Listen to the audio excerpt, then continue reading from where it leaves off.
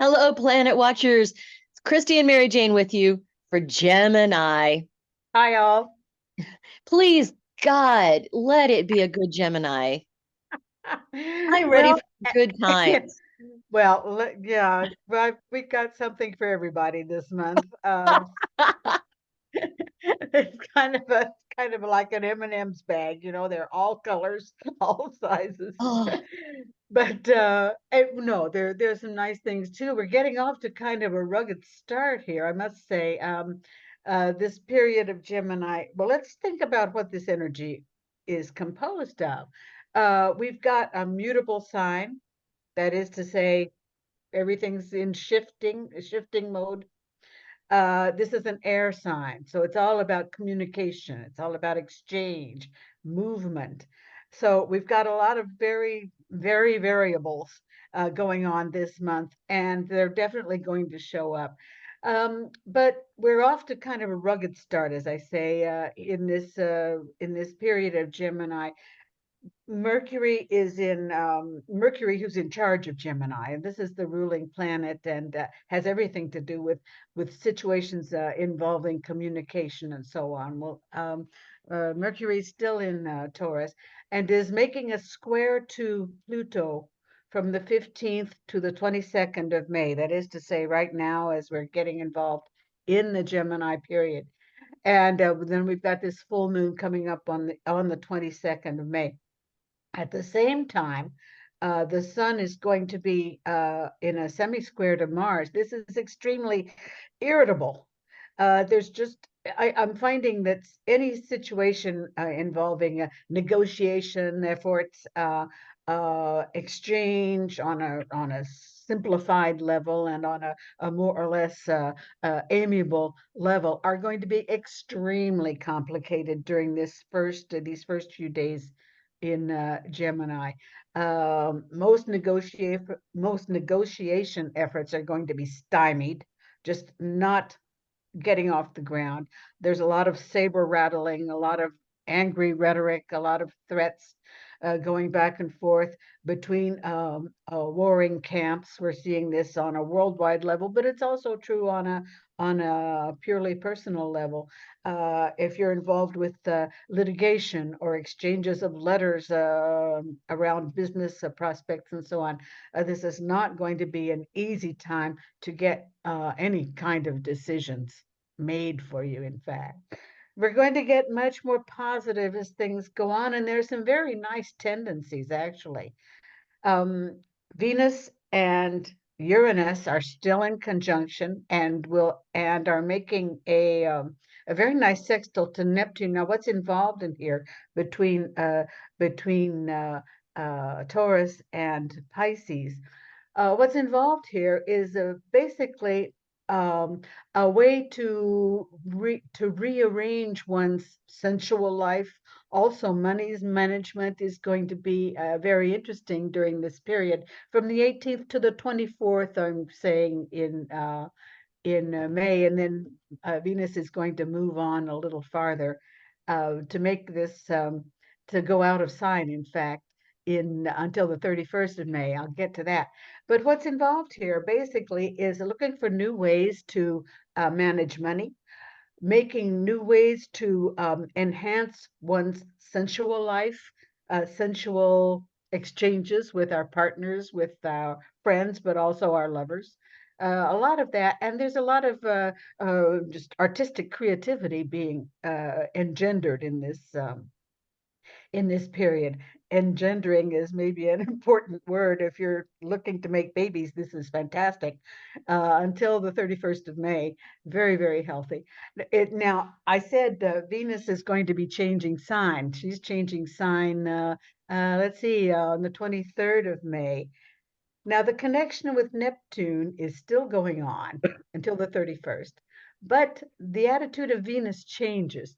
She's looking at Neptune, still going, come over here and see me. I've got some things to discuss. But Venus in now in Gemini is very curious. She wants to try new things. She wants to invite Neptune into her new fantasies. And this could be an extremely sensual, I'm thinking erotic time in one's life. Now, sensual for some people is, maybe this Venus wants to put cranberries in her cookies instead of chocolate chips. I don't care how you want to live this out, but you've got to try some new things. There are definitely some new sensations that you want to look into during this period until the end of May. Fantastic. At the same time that Saturn is making a very nice sextile to Uranus. And this is a time that's extremely useful for, again, money management, looking at your portfolio, looking at your salary, your dividends, looking at insurance policies, make sure that you're healthy financially. This is going to be a good period to be doing exactly that. Yeah.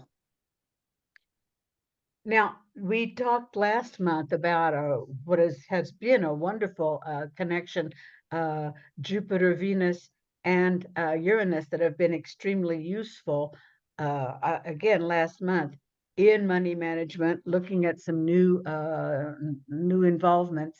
This tendency is coming to an end. It's finally kind of ending the 25th of May. This is under a full moon now. Some last minute things you have to finish up could be rather difficult to accomplish under this full moon. That's the 23rd to the 25th. I'm giving this a nice margin. Um, a little difficult to finish up. So if you can move up some dates for signatures, for exchange of funds, for moving funds from one place to another, why this you'll want to advance some dates if you can. But then there are some really, really nice things involving new investments, new ways to be treating your money, first of all, and also your business dealings. If you have your own businesses, especially Jupiter, that is still in conjunction, but they're going to be separating somewhat. Jupiter is making a very, very nice aspect to Pluto from the 24th to the 24th of May to the 20th of June. This is, again, a fantastic time to be in business ventures, new venture capital placements, movements of this sort. And Venus is going to be doing exactly the same thing, making another trine from herself to Pluto from the 23rd of May to the 2nd of June.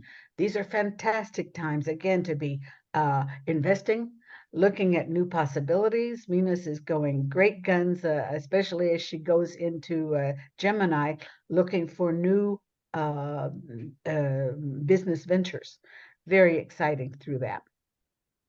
Then their conjunction together continues through the 3rd of June. So they're going to be working extremely hard to make us some good money and make us some good deals.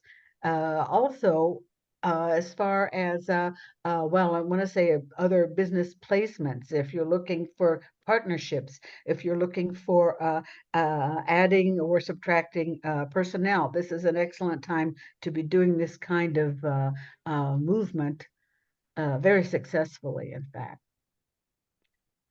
Now, it especially helping out because Venus is also in tight conjunction with Mercury until the 30th of June. We have an excellent period. Now, this is all happening in Gemini. Again, we're talking about communication, a big hand up from Mercury in communication, especially creative communication, songwriting, your poetry, all kinds of writing, editing, anything you're doing out there that is going to be helped along by this Mercury is under a fantastic sign for inventiveness, for new creativity, travel, fantastic during this period, clear up until the 30th of June. And both of these planets, Mercury and Venus, are going to be in a lovely sextile with Mars in from the 17th until the 30th of June. Splendid for athletes, athletic events, competitions, go out and take those tennis lessons. It's time to get moving and be learning some new things as you're going along. Very nice Mars with that. Mm-hmm. Mercury, Mars is always very active and fast moving, forward, fast-moving sports are going to be underlined. Great news for all you car fans out there with all the Grand Prix, so on, races going on. So this is excellent. In any case, an excellent period for all of our outdoor sports. This looks beautiful for the month of June for all you are creative and athletic types out there. It's so funny you say that because just before we hit record, I had been messaging with a musician friend of mine, and we decided we were going to collaborate on some music. I've been writing poetry, Oh and yeah. he makes beautiful, beautiful sounds. And so that is so interesting. I think you may have seen my face register some shock there. Well, maybe I hope I'm shocking and surprising a lot of people out there. That'd be fine with me. But get Fine. on it. You want to hit the gas pedal full speed. And yeah, this is excellent for this kind of creativity. Oh my Also gosh. travel. Great time to be catching up with friends, traveling to see friends, catching up on old relationships. Superb. Through that. It looks like a class reunionville out there. It should be fun for a lot of people through here. There are some good moon days, the 28th of May, the 5 and 6 of June. I have a little codicil on that, but also the 16th and 17th of June. Now, this new moon, 5 and 6 of June, is lovely for all kinds of communication, but these two planets are in square to Saturn. Now, what goes on? What I think is going on, especially on a more worldwide fundamental basis, is that these planets are getting a lot of secret talks. It's an excellent time to see progress in negotiations on a very high level. And I think a lot of this is going on behind the scenes, especially with this new moon on the 6th of June. The only problem there is with this square to Saturn from the 3rd to the 15th of June. This gets awkward because for especially more personal relationships or for money management, we look at Saturn, who's down here still in Pisces, kind of depressive, kind of negative. And Venus is kind of all over the map. She's wanting to flirt. She's wanting to try new things. She's wanting to shake up this Saturn a little bit. And what happens is that, especially in more private relationships, we see jealousy. We see old attitudes coming to the surface that represent a lot of following the other person around and being extremely jealous of this newfound freedom, newfound expression. So that's kind of awkward. And I'm going to see this awkwardness, I think, on the 6th, from the 12th to the 13th of June, and also on the 21st of June. So be careful in what you're saying and what you're projecting with the other person through this, and don't give into unnecessary jealousy. It's probably unfounded, and you must remember to give space around to the partner that's across from you. Everyone needs his space and needs his freedom of expression. Yeah. I think this is probably the best way to live out these awkward days. Now, I did want to ask you about something, and that is, well, two things actually. I guess we'll go in chronological order. First is Pluto in retrograde. Pluto went retrograde not too long ago, and is in retrograde until October 11th. Can you give us a Right. little perspective on that? Basically, well, Pluto is going to be in retrograde every year, of course, as the sun comes opposite. This is the idea of the retrograde movement. So Pluto is essentially in its retrograde position. It will tend to bring up old attitudes. We've seen Pluto got free of a lot of very basic autocratic, terribly aristocratic attitudes as he moved into Aquarius. But with this retrograde movement. Now, it's no longer going to be entering into Capricorn, but it's going to be in a retrograde mode, sort of wanting to put a break on these new social movements. This is we're seeing this in Geneva is going on right now.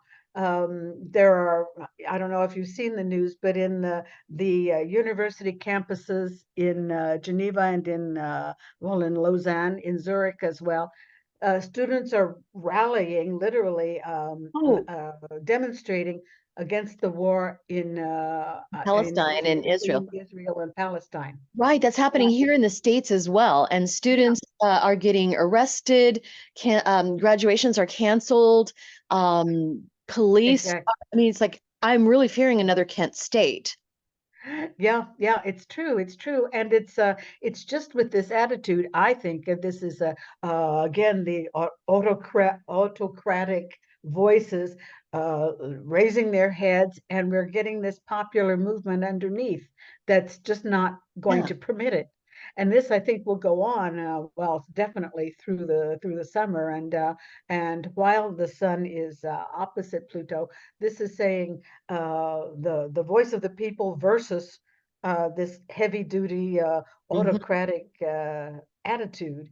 And that finally we've had enough. You people do your war if you absolutely need to, but let's uh, do things correctly. We can no longer have this notion of genocide, no longer have these notions of total destruction of civil rights and civilization.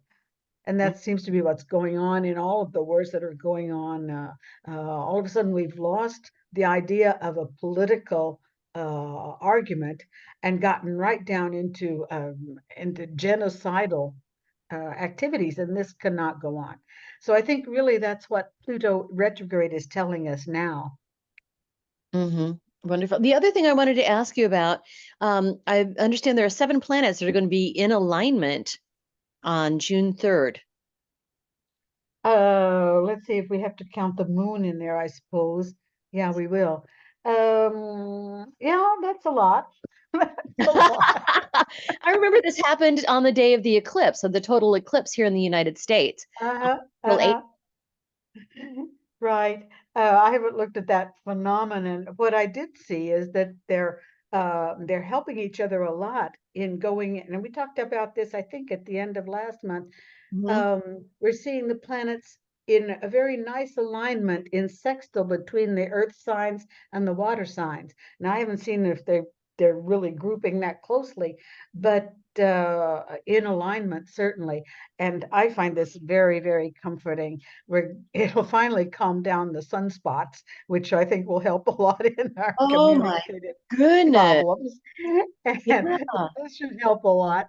And also this sort of balance creates an interaction that's much gentler, first of all, in the earth and water signs than everything that we've seen in the fire and air signs, which tend to make people a little bit crazy and certainly much more aggressive. Now we're getting to a place of cooperation, of construction, and I think this is finally going to be a healthy a healthy frame for future alignments, for future progress in our various negotiations, in our various points of view, taking on points of view. It's going to be helping a lot in people's thinking, finding a new calm, basically, and a Mm, new center.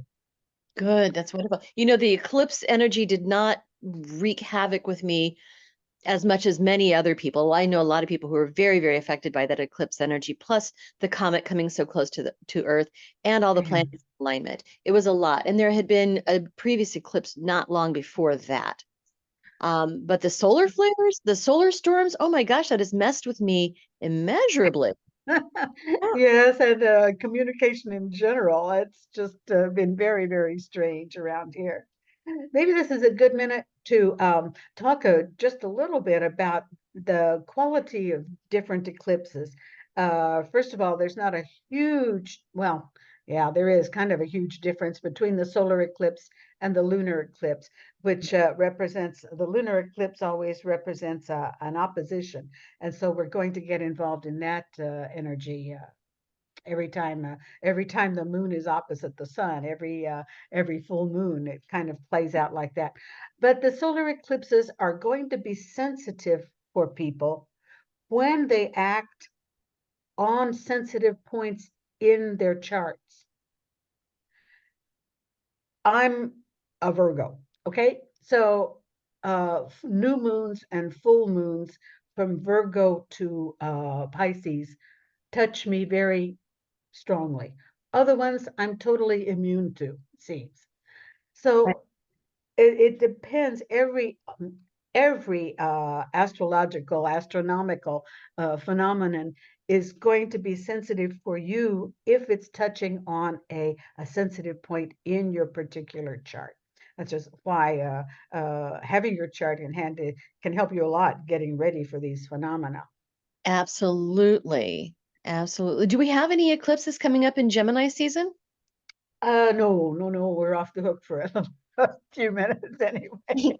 No, we've got enough going on. There's enough craziness in Gemini anyhow.